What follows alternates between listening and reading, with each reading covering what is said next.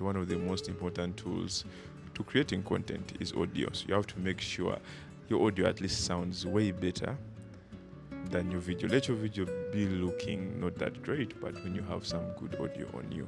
And what does this do? This enables you to make some good quality stuff with the point being driven home because your audio is great, than concentrating on one aspect of your video and you leave out the most important one, which is what are you saying to the people you want to listen to you. So I have a Rode microphone, very good for podcasts. I have Rode wireless microphones if I want to do an interview or try to get a different point of view from two people or two subjects.